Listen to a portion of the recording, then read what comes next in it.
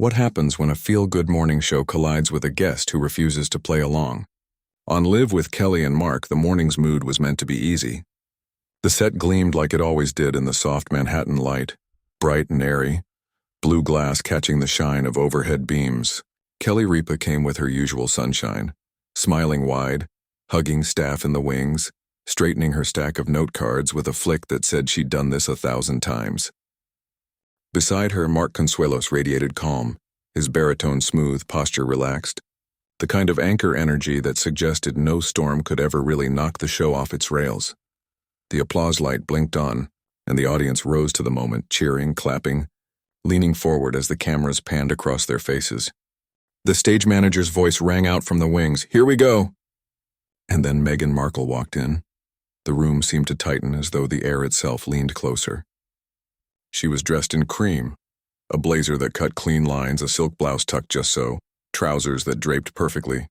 She carried herself like she had stepped out of a Vogue spread and into live television. Her smile was flawless, gleaming for the cameras, but something in her eyes betrayed a spark already burning. She shook hands, nodded graciously, and slid into the guest chair with the polish of someone who had crossed countless red carpets. From the start, the energy was unusual. "Meghan, welcome," Kelly said, her voice warmed like honey. "We're so happy you're here." "Thrilled to be here," Meghan replied, flashing teeth that caught the light. But her smile stopped short of her eyes, leaving a faint chill behind the gloss. The first questions were soft, scripted for ease. Mark leaned in, his tone steady. "You've had a big year. New projects, new partnerships. For folks just waking up with us, what's the big focus right now?" Meghan's words landed like polished press copy, storytelling with impact, elevating unheard voices. "We're building platforms that move culture forward." The phrasing was sharp, the cadence deliberate, each syllable landing like the click of a lock. Kelly nodded, but her brow pinched faintly. The smallest twitch, as if the metallic ring of the response had scraped against the show's intended softness. "Impact is a great word," Kelly said, easing her smile wider. She slipped in a gentle laugh.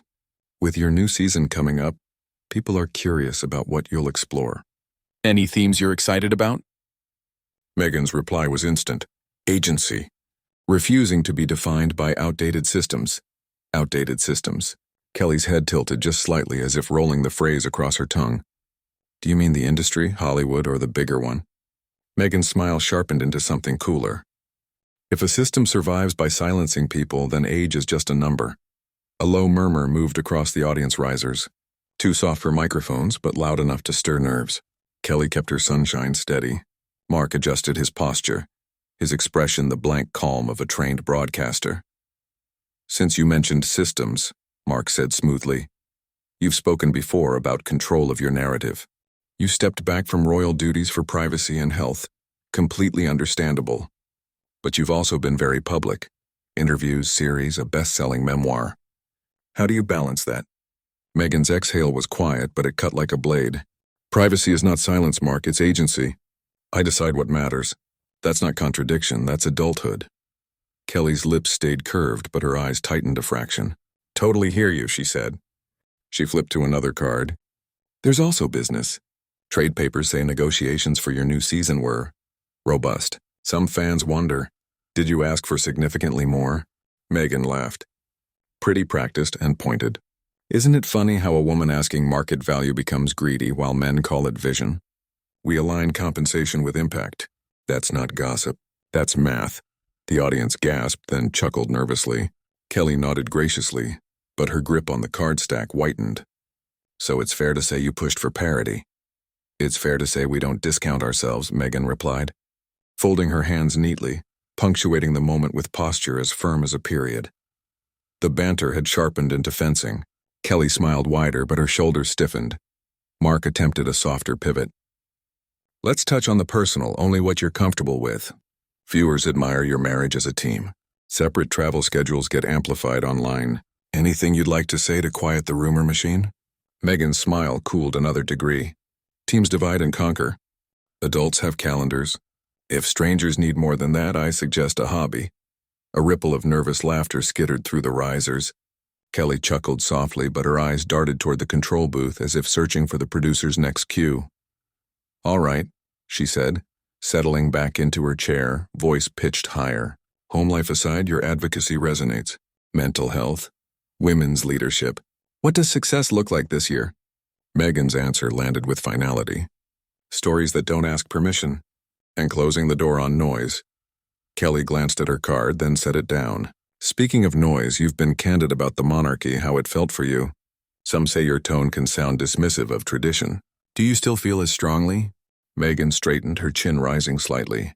Tradition without humanity is pageantry. I don't confuse costumes with character. The audience inhaled as one. The Steadicam operator leaned in as if even the lens itself was drawn tighter. Mark's voice stayed smooth. Do you see a path to reconciliation with the family? Many fans hope for that. Reconciliation begins with truth, not choreography, Meghan said. I don't perform apologies. The silence hung like a storm cloud. Kelly's smile thinned, then reset. You've said your truth many times. Others involved say their facts differ. Timelines, details. Meghan cut her off with a smile still pinned in place. Wouldn't it be refreshing if people stopped nitpicking my life? It landed like a stone dropped on a marble floor. Kelly let the silence breathe, her decades of live TV instincts warning that a beat of quiet could speak louder than pressing. She tried again, voice softened. We ask because we care. Because millions care. Context helps. Context is often a velvet rope, Meghan replied. It keeps some people inside the story, others out. I'm inside mine. Mark cleared his throat gently, pivoting toward the camera. Then let's give you that space. What do you want people to understand that they never seem to get right? That I don't owe them a performance, Meghan said without blinking. I share because I choose to, not because strangers are entitled to inventory my life. Kelly folded her hands tightly. Totally. And since this is also a show about breakfast table honesty, do you ever look back and wish a phrasing had been gentler? A moment handled with more grace? Meghan paused, then answered evenly. Grace is sometimes code for be smaller. I don't do smaller. The line skittered across the desk like ice. Mark nodded once, thoughtful.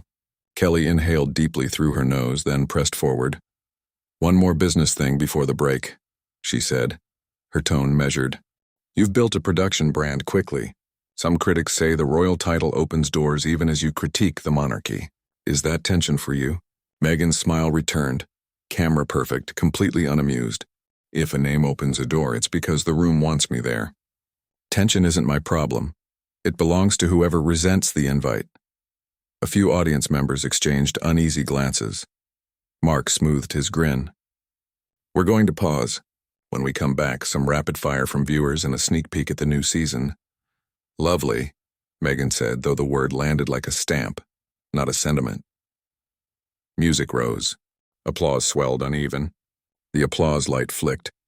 In the half-shadow of reset, a makeup artist approached Meghan but retreated when she raised one palm without looking. The floor manager leaned toward Kelly.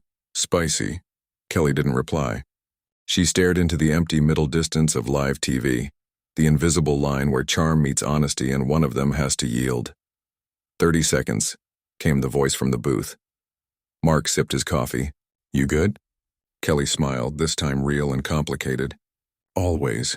Meghan shifted slightly in her chair, blazer gliding, gaze hardening. The countdown blinked across the cameras. 5, 4, 3, then red.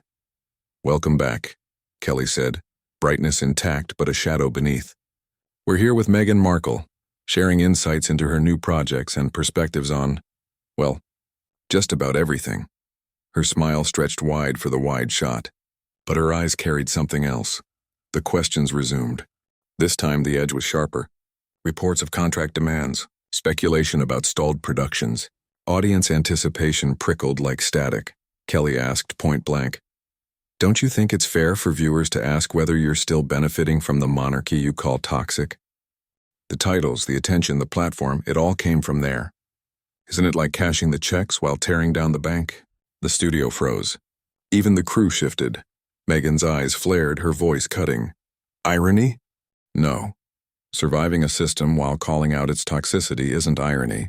It's courage. The room held its breath. By the time Mark smoothed the transition to commercial, the air had thinned to something brittle, fragile.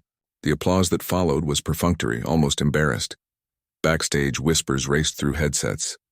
Producers exchanged glances, one mouthing the word, "Grenade." On stage, Meghan crossed one leg over the other, her blazer crisp as armor. Kelly stacked her cards tightly, hands trembling almost imperceptibly. Mark leaned back, eyes distant, the calm mediato.